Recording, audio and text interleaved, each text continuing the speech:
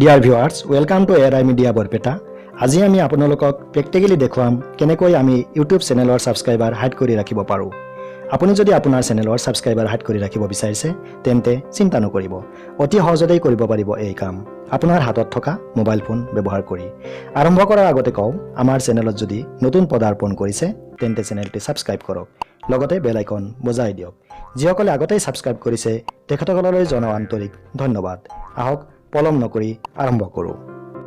এই সমগ্ৰ প্ৰক্ৰিয়াটো সম্পূৰ্ণ কৰাৰ বাবে আমাক লাগিব আমাৰ মোবাইলত ক্ৰম ব্ৰাউজাৰ এপ।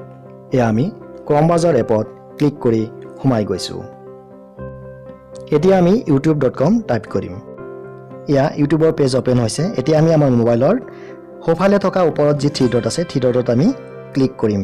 ক্লিক কৰি তলৰ ফালে আহি আমি মোবাইলটোক আমি এতিয়া ডেস্কটপ মোড বনাই ল'ম। এয়া মোবাইল ডেস্কটপ মোড হৈ গৈছে। মোবাইল ডেস্কটপ মোড হৈ যোৱাৰ পিছত এতিয়া আমি আমাৰ চেনেল লগত ক্লিক কৰিম। চেনেল লগত ক্লিক কৰি আমি তলৰ ফালে আহি আমি 3 নম্বৰ অপচন যেটো আছে ইউটিউব ষ্টুডিঅ' তাত আমি ক্লিক কৰিম। ক্লিক কৰি আমি ষ্টুডিঅ'ত সোমাই যাম। ষ্টুডিঅ'ৰ পেজটো ওপেন হৈ গৈছে এনেকুৱা ধৰণে। এতিয়া আমি তলৰ ফালে আহি সেটিংছ অপচনত ক্লিক কৰিম।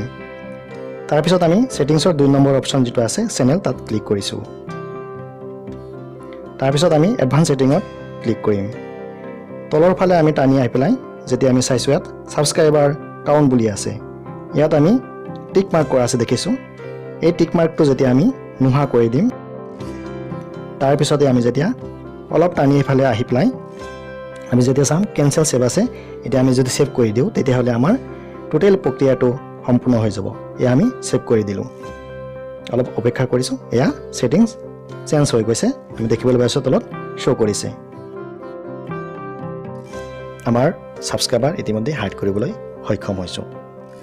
তো বন্ধুসকল, যদি আমাৰ ভিডিঅ'টো চাই আপোনালোকৰ ভাল লাগিছে তেতিয়াহলে ভিডিঅ'ত লাইক, কমেন্ট, শ্বেয়াৰ কৰিব আৰু আগলৈকো আমাৰ লগত থাকিব এই আশাৰে সকলোৰে সুস্থতা কামনা কৰিছো। সকলোৱে কুশলে থাকক, মংগলে থাকক।